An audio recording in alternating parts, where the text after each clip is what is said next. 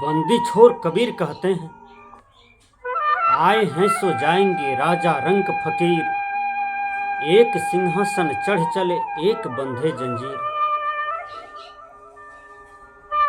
कोई सिंहासन पर बैठ करके जाते हैं, कोई फट्टी पर बंध करके जाते हैं। जाना तो दोनों को है, जा तो दोनों रहे हैं। एक के पीछे सब रो रहे हैं, एक के पीछे सब हंस रहे हैं, थूक फेंक रहे हैं। जीवन जीने में अंतर हो गया है। एक ने कुकर्म करके जा रहा है, एक ने सदकर्म करके जा रहा है। बंदी छोर कबीर कहते हैं, आए हैं सो जाएंगे। राजा भी चले जाएंगे, रंक भी चले जाएंगे, नेताजी भी चले जाते हैं और प्रजा जी भी चले जाते हैं, गुरु भी चले जाते हैं और शिष्य भी चले जाते हैं, लेकिन दोनों अकेला अकेला ही जाते हैं। माँ भी चली जाती है और बेटी भी चली जाती है, पिता भी चले जाते हैं, पुत्र भी चले जाते हैं। संसार का हर जीव जंतु एक एक करके थोड़े थोड़े समय में सब छोड़ छोड़ के चले जाते हैं। और जिस तरह से सब अकेला आता है, उसी तरह से सब अकेला ही चला जाता है। किसी शायर ने बहुत सुंदर ही कहा है, चढ़ते सूरज ढलते सूरज ढल जाएगा, जैसे सूरज उदय होता है फिर अस्त हो जाता है, उसी प्रकार यह जीवन का जन्म हुआ है, फिर इसका मरण हो जाता है। इसमें पश्चाताप की क्या बात है, इसमें पछताने की क्या बात है, इसमें दुख की क्या बात है, इसमें चिंता की क्या बात है। जाना तो सबको है, कोई देर से, कोई सवेर से, कोई बीच में, कोई माँ का पेट में ही, कोई माँ के पेट से निकला और चले जाते हैं। अतिथि, ग्राहक और मौत किसी का प्रतीक्षा नहीं करता। वो कितने समय में आएंगे, कब आएंगे, यह कोई नहीं जानता। यक्ष ने युधिष्ठिर से पूछा था, हे युधिष्ठिर, सबसे बड़ा आश्चर्य क्या है? का प्रतिदिन लोग मर रहे हैं, जा रहे हैं, मकान खाली कर रहे हैं,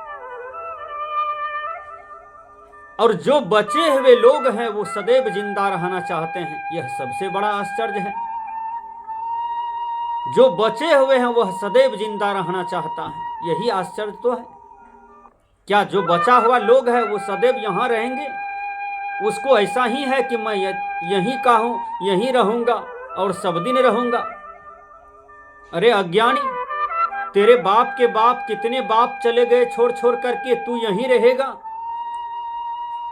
तू मनुष्य है, इंसान है, थोड़ा महापुरुष के ग्रंथ पढ़, विद्वानों का, चरित्रवानों का ग्रंथ पढ़, आत्मा की विकास में लौटो, आत्मोद्धार में लौटो। कब तक विषय प्रपंच में भागोगे? इसलिए बंदी छोर कबीर कहते हैं, आए हैं सो जाएंगे राजा रंक फकीर। एक सिंहासन चढ़ चले एक बंधे जंजीर, आने वाले चले जाएंगे। सदगुरु कबीर कहते हैं कि इसमें कोई शोक नहीं करना, कोई चिंता नहीं करना। देखो थोड़ा टेंशन हो गया अर्जुन को अभिमन्यु के बिना, और भगवान कृष्ण ने आत्मज्ञान लखा दिए तो फिर वो टेंशन हल हो गया।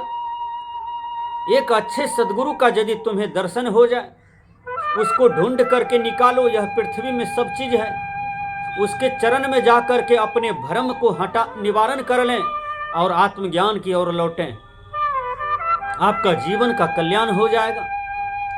पहले तो ये समझें कि मैं शरीर हूं, कि मैं देह हूं, कि मैं यह तन हूं, कि मैं इसमें रहने वाला हूं। शरीर में रहने वाला जो चेतन है, आत्मा है, वो आप हैं, जिसको वेद कहते हैं अहम ब्रह्मास्मि, मैं ही ब्रह्म हूं। तत्त्वमसि, वह तू ही है। अयमात्म ब्रह्म, यह आत्मा ही ब्रह्म है। जीवो ब्रह्मैव नापरः, जीव ही ब्रह्म है। बुद्धस आत्मानि देवता, बुद्धिमान के लिए यह आत्मा ही देवता है। इसलिए इस आत्मा को पहचाने। आप देह नहीं, आप आत्मा हैं। आत्मा अमर है, अजर है, यह आपका स्वरूप है। शरीर का परिवर्तनशील हो रहा है। यह शरीर एक दिन बचपना में था, जवानी में आई, फिर बुढ़ापे में गए, बुढ़ापे छूट गया, फिर यह शरीर मिट्टी में मिल गया। आत्मा इससे निकस जाता है। आत्मा कर्मानुसार योनि को धारण कर लेते हैं। तो आप आत्मा हैं। उस आत्मा के उद्धार के लिए आपको, आत्म कल्याण के लिए आपको आत्मा के तरफ ही लौटना होगा। आप आत्मा कैसे हैं, इसके बारे में एक सुंदर कथा है। एक लकड़हारा जंगल में लकड़ी चुन रहा था और उसके साथ में उसकी पत्नी थी। लकड़ी चुन करके गट्ठर बना लिया तो उसकी पत्नी कहती है, पतिदेव जल्दी जल्दी करो, संध्या होने वाली है। संध्या का मतलब शाम होता है। फिर कहती है कुछ देर में कि पतिदेव जल्दी जल्दी करो, संध्या होने वाली है।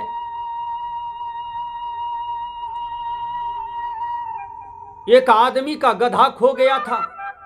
वह 3 दिन से गधा को ढूंढ रहा था और गधा नहीं मिल रहा था। बगल में बाघ था जंगल में, वह सुन रहा था। बार बार लकड़हारा की पत्नी कह रही थी कि जल्दी करो, संध्या होने वाली है, संध्या आने वाली है, जल्दी करो पति देव, संध्या आने वाली है, संध्या होने वाली है। बाघ को डर लग गया कि संध्या ऐसा क्या चीज है जो आने वाली है, होने वाली है। और उनके डर से ये दोनों भाग रहे हैं कि जल्दी जल्दी करो, जल्दी जल्दी करो, चलेंगे, संध्या आने वाली है, होने वाली है। बाघ को डर हो गया संध्या नाम से। जरूर कोई संध्या चीज है जो ये दोनों भागने की तैयारी कर रहे हैं। जिस आदमी का गधा खो गया था वो खोजते खोजते लगभग 7-8 बजे शाम में उसी जंगल में पहुंच गया। बाघ संध्या की डर से कतरा के झुंड में जंगल में बैठा हुआ था। संध्या की डर से वो दोनों लकड़हारा तो चले गए, दोनों पति पत्नी चले गए। बाघ संध्या की डर से बैठे हुए थे और जिस आदमी का गधा खो गया था वो उसी जंगल में पहुंच गया।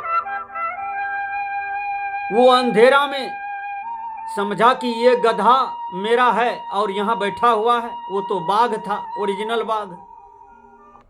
वो आदमी आया और तुरंत पकड़ लेता है, बाघ का कान को पकड़ लिया। कहा, अरे गधा, तुम यहां 3 दिन से बैठे हो, तुमको ढूंढ रहा हो, तुम 3 दिन से बैठे हो। वो बाघ सोचा हमें संध्या पकड़ लिया, अब क्या करें, यही संध्या है, हमको पकड़ लिया, इसी के डर से मैं तो बैठा था, अब क्या करें। कान पकड़ करके 3-4 मुक्का दिया और पकड़ करके ले गया। बाघ तो डर के मारे परेशान हो गया, घाम छूट गया, पसीना छूट गया। बाघ को संध्या तो मार भी रहा है हमको, अब क्या करें। पकड़ करके ले गया, बाघ को खुट्टा में जोड़ दिया, भोजन भी नहीं दिया, सब 2 मंजिला पर जाके सो गया। घरवैया क्रोध के मारे सुबह जब जगता है, आंख खुली तो देखा गधे के बदला मैं तो बाघ को लाया हूं। अब डर के मारे सब आश्चर्यचकित हो गए। कोई द्वार दरवाजा पर नहीं आया, हल्ला करता है 2 मंजिला पर से, कोई इधर मत आओ, मैं धोखे से गधे के बदला में बाघ को पकड़ के लाया हूं। यदि आओगे तो बाघ खा भी सकता है, आक्रमण कर भी सकता है। इतना बात बाघ सुन लिया। बाघ सोचा, अरे ये तो हमसे भी डरते हैं, ये तो हमसे कमजोर हैं, मैं तो इससे बलवान हूं। बाघ एक बार ताकत लगाया, रस्सी तोड़ करके पुनः जंगल की ओर भाग गया। उसी प्रकार यह जंगल क्या है, यह माया संसार एक जंगल है, इसमें जीव रूपी बाघ फंस गया है, अपने आप को कमजोर मान रहा है यह आत्मा।